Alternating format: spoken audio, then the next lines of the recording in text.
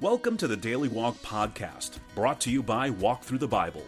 The Daily Walk Podcast is a daily devotional that will guide you on a life-changing journey through the Bible in 1 year. Join us every day to hear the entire Bible in a year, alongside a daily devotional thought that will help bring God's Word alive for you. Today's Daily Walk devotion comes from Nehemiah chapters 1 and 2.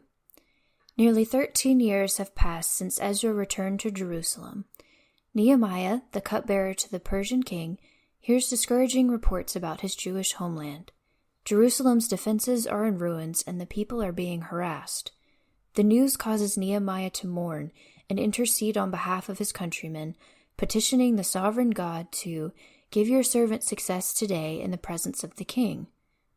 God responds to Nehemiah's prayers by moving the king to permit and even provide for Nehemiah's return to Jerusalem. Once there, Nehemiah surveys the situation and then stirs the people to action with the ringing promise, "The God of heaven will give us success." Now let's listen to Nehemiah chapters 1 and 2. The Book of Nehemiah, chapter 1. The words of Nehemiah, son of Hakaliah. In the month of Kislev, in the 20th year, while I was in the citadel of Susa, Hanani, one of my brothers, came from Judah with some other men, and I questioned them about the Jewish remnant that had survived the exile, and also about Jerusalem. They said to me, "Those who survived the exile and are back in the province are in great trouble and disgrace. The wall of Jerusalem is broken down, and its gates have been burned with fire." When I heard these things, I sat down and wept. For some days I'd mourned and fasted and prayed before the God of heaven. Then I said, "Lord, the God of heaven, the great and awesome God, who keeps his covenant of love with those who love him and keep his commandments, let your ear be attentive and your eyes open to hear the prayer your servant is praying before you day and night for your servants, the people of Israel. I confess the sins we Israelites, including myself and my father's family, have committed against you. We have acted very wickedly toward you. We have not obeyed the commands, decrees, and laws you gave your servant Moses. Remember the instruction you gave your servant Moses, saying, 'If you are unfaithful, I will scatter you among the nations.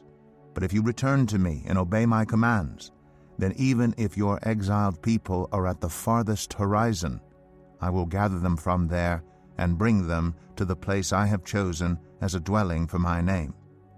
They are your servants and your people, whom you redeemed by your great strength and your mighty hand. Lord, let your ear be attentive to the prayer of this your servant, and to the prayer of your servants who delight in revering your name.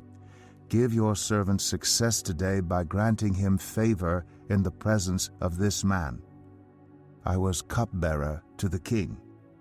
Nehemiah 2. In the month of Nisan, in the 20th year of King Artaxerxes, when wine was brought for him, I took the wine and gave it to the king. I had not been sad in his presence before, so the king asked me, "Why does your face look so sad when you are not ill? This can be nothing but sadness of heart." I was very much afraid, but I said to the king, "May the king live forever. Why should my face not look sad when the city where my ancestors are buried lies in ruins, and its gates have been destroyed by fire?" The king said to me, "What is it you want?" Then I prayed to the God of heaven, and I answered the king, "If it pleases the king, and if your servant has found favor in his sight, let him send me to the city in Judah where my ancestors are buried so that I can rebuild it." Then the king, with the queen sitting beside him, asked me, "How long will your journey take, and when will you get back?" It pleased the king to send me, so I set a time. I also said to him, "If it pleases the king, may I have letters to the governors of Trans-Euphrates so that they will provide me safe conduct until I arrive in Judah? And may I have a letter to Asaph, keeper of the royal park, so he will give me timber to make beams for the gates of the citadel by the temple, and for the city wall, and for the residence I will occupy." And because the gracious hand of my God was on me, the king granted my requests. So I went to the governors of Trans-Euphrates and gave them the king's letters. The king had also sent army officers and cavalry with me. When Sanballat the Horonite and Tobiah the Ammonite official heard about this, they were very much disturbed that someone had come to promote the welfare of the Israelites. I went to Jerusalem, and after staying there 3 days, I set out during the night with a few others. I had not told anyone what my God had put in my heart to do for Jerusalem. There were no mounts with me except the one I was riding on. By night I went out through the valley gate toward the Jackal Well and the Dung Gate, examining the walls of Jerusalem which had been broken down, and its gates which had been destroyed by fire. Then I moved on toward the Fountain Gate and the King's Pool, but there was not enough room for my mount to get through. So I went up the valley by night, examining the wall. Finally I turned back and re-entered through the valley gate. The officials did not know where I had gone, or what I was doing, because as yet I had said nothing to the Jews, or the priests, or nobles, or officials, or any others who would be doing the work. Then I said to them, "You see the trouble we are in. Jerusalem lies in ruins, and its gates have been burned with fire. Come, let us rebuild the wall of Jerusalem, and we will no longer be in disgrace." I also told them about the gracious hand of my God on me, and what the king had said to me. They replied, "Let us start rebuilding." So they began this good work. But when Sanballat the Horonite, Tobiah the Ammonite official, and Geshem the Arab heard about it, they mocked and ridiculed us. "What is this you are doing?" they asked. "Are you rebelling against the king?" I answered them by saying, "The God of heaven will give us success. We, his servants, will start rebuilding. But as for you, you have no share in Jerusalem or any claim or historic right to it."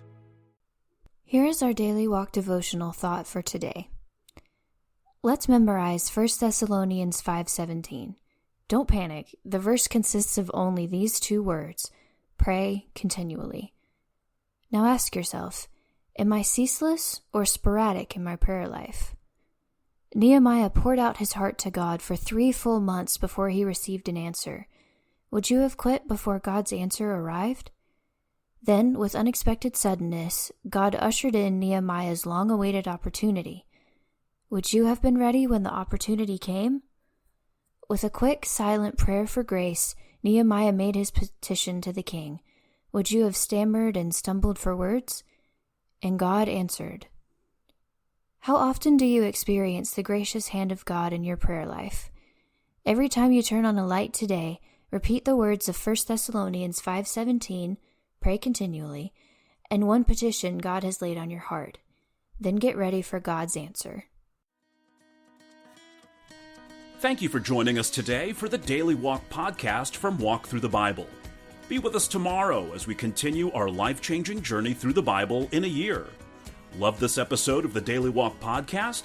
We'd love for you to rate and give us a review on iTunes or Google Play. Make sure you subscribe so you won't miss an episode as we walk through God's Word together. For more resources to help you live God's Word, visit walkthru.org. That's WALKTHRU.org. Walk through the Bible. Take a walk, change the world.